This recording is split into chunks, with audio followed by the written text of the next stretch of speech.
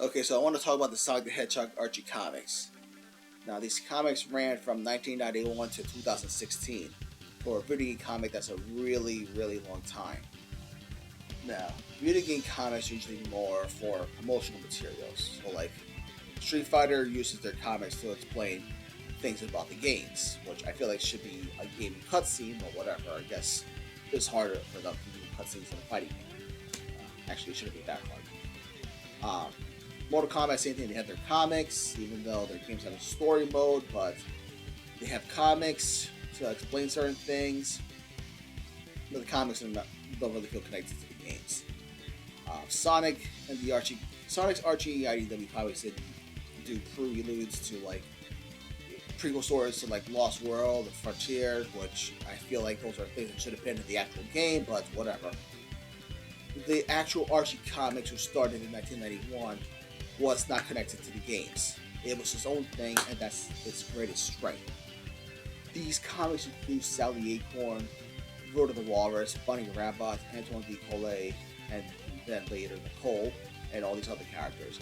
They were used to hype up Sonic's at AM, and then once at AM, and then the comics continued on. Well, what I like, but yeah, so these characters. These are comic exclusive characters. They don't appear in the games aside from Sonic Spinball, which had a cameo from Sally, Rotor, and Bunny. Those to date, that's their only game appearance, aside from maybe some clever references. But these characters only exist in the comics, and that's where their stories were. Sally, the princess, daughter of the king, Sonic's girlfriend. She was the Lois Lane to his Superman, so to speak. Sonic and Sally had a great relationship. Even when they weren't together, they had a great relationship with one another. And then Bunny, great character, the whole cyborg thing. Antoine, from a sniveling coward to a brave soldier. Rotor, decent. Nicole starts off as the AI, and then later becomes like a little sister figure to Sally. So on and so forth. These are just the Saturn characters, because then you have other characters like Mina Mongoose, who was Idol, Fiona Fox, she was the medic and then became traitor, Monkey Khan, a Sun Wukong type character who's got impressive fighting abilities and a great backstory. Julie Sue, another echidna, great design. I didn't care about her relationship with Knuckles, but she was still a good character. Scourge the Hedgehog, Sonic's anti, very popular character. He is Sonic's Bizarro, or Sonic or Goku and Goku Black, if you want to say. Of course, Scourge came way before Goku Black. Hell, Scourge has a lot in common with Joker, including even having referenced his one bad day line. Now, Archie's main gripe for me is the romance, because he had Mina falling in love with Sonic, and then she realized that he didn't like her that way, so she ends up with a guy named Ash, who's a total douchebag.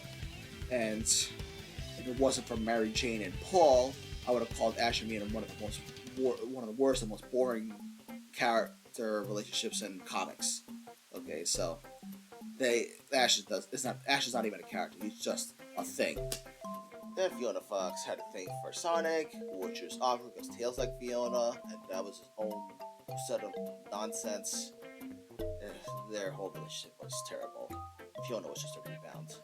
And then you have Scourge and Fiona. It was bad, but I think it was meant to be bad because they were supposed to channel the Joker and Harley Quinn, because if they were trying to make it a normal thing, then they failed miserably. There's nothing normal about their relationship. Fiona's tragic in that she actively looks for people who abuse her, because that's all she knows. All she knows is abuse.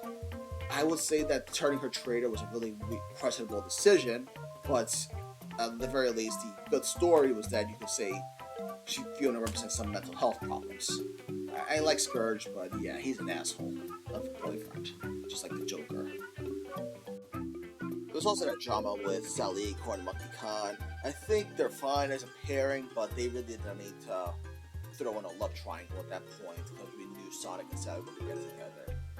In a universe where Sally can't be with Sonic, then Khan is fine, but they were going to hint at it, because it seemed like they're gonna put Sally with Khan and Sonic with Amy, but yeah, they couldn't commit. It was pointless in the end. Archie Sonic was zany but fun. Like, you see the Mario comics they did at one point. Things were a little bad with those comics, especially Princess Peach, who was the person I was a prelude to the movies. She was nuts, but it was fun, just like Archie's fun.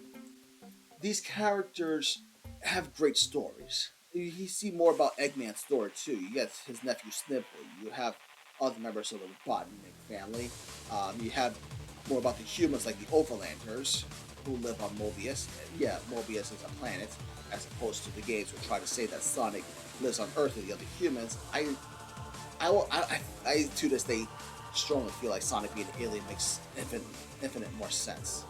So Archie Sonic has also had cool crossovers with Mega Man. Archie had the license from Mega Man at the time as well, and they made some fun crossovers. And there was also that one time that Sonic met Spawn, so yeah, magic of the multiverse there. But unfortunately, those comics came to an end, and we got IDW instead. I do not like IDW comics at all.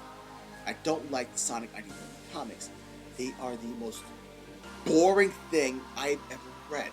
Right from the beginning, you can tell that these people writing these comics wanted to be like Archie. They tried giving Amy a bit of Sally Acorn's personality, not one-to-one, but you could tell they were trying to do something. They had a whole resistance, which was basically the Freedom Fighters. And these characters, Tangle and Whisper, they look like they belong with the Freedom Fighters. Tangle and Whisper, I like these. They're good characters, but the fan base is freaking ruined them for me. Like, first of all, their friendship is really forced. Honestly, I don't think they were meant to be together. I don't think they were meant to be like best friends. I understand Tangle's the energetic one, Whisper's the depressed one. Of course, you want to do that, but opposites don't always attract. Tangle's better off just hanging out with Amy and Jewel. Whisper should just hung out with Silver and Blaze. Tangle and Whisper are not Sonic and Tails. They're not Sally and Bunny. They're not whatever other Sonic duo you can think of. They're not even Ryu and Ken, because like Ryu and Ken at least do the whole serious character and goofball character better, better than Tangle and Whisper do. I understand they're iconic characters to IDW right now, but they did not need to. I feel like they were forced together so much that the writers, both Western and Japanese, kind of went with it, and they're just forcing it way too much. And the freaking fans are saying all this stuff. Like, I don't want to get into half the stuff they're saying right now. I'll say that if I ever do like a political type video, but these people I can't even tell they like Tangle and Whisper or just the idea of them, or whatever their headcanon is, but IDW is so freaking boring. They're trying to say it's connected to the games. Sonic's personality and the comics do not match how he is in the games. IDW Sonic is immature, bit of an asshole. He's like very holier than thou. Like, I refuse to believe that IDW Sonic and Game Sonic are the same person. I would have an easier time comparing Archie Sonic to Game Sonic. And even then, that's a bit of a stretch, because Archie Sonic's a jerk in his own right, but IDW Sonic is really lame. People say that Amy's written well in the IDW comics. First of all, I think she was written just fine in the Archie comics, even though they could have done better with her and respected her character more, but IDW feels less like they're trying to write a proper Amy and more like giving her funny moments. But like, here, see? Quirky Amy. It's like the most random and out of place stuff. I don't even know what they're doing with Tails. They're like dropping a ball with him, because they drop the ball with Tails with pretty much everything. So the stories are boring. The character interactions are boring. They're like so rushed. The art style at IDW is really ugly. They keep introducing these other characters that are nothing. They recently had a story arc hyping up this mysterious character Lunar, only for him to be like the most boring, generic thing ever. Look, I understand people like IDW, and that's fine. Why is it canon? What makes it canon to the games? What makes freaking Sonic Prime canon to the games? especially when he has something like Sonic X. Sonic X at least respects the games more than Sonic Prime did. So, the fact that Sega wants IDW and Prime to be part of a game canon, why do they need to be? If we were fine before with Archie Sonic being separate, we were fine with Sonic X being separate, all these other TV shows being separate. All of a sudden, Sega wants everything to be connected. The movies are definitely not connected to the games, and they're fine with them it being its own thing. So they could have just said IDW is its own thing. They could have said the Sonic Prime is its own thing. I don't even know about Sonic Prime. I don't care anymore. IDW, they're trying to assist this game canon. There's nothing about it that makes it seem like, what the hell are some of these stories? Like, I know I sound like somebody who prefers Archie so much that I'm like hyping it up. Maybe I like Archie better than IDW, and I will say that's true. And yeah, I know Archie's got his problems. The reboot brought in a really bad toxic audience as well. Has been hard being a Sally Acorn fan because of that. Even so, IDW can still be so much better. I feel like Sega, I'm not even going to blame the writers. Sega themselves are just as bad. Sega doesn't know what the hell they're doing with these characters. Of course, the IDW staff doesn't know what the hell they're doing with these characters. IDW Sonic is just... Sega's trying to way too hard to promote it, I feel like. Like, back then, the comics didn't exist, but I feel like Sega's actively trying to invest in it. IDW... I'm sorry. And...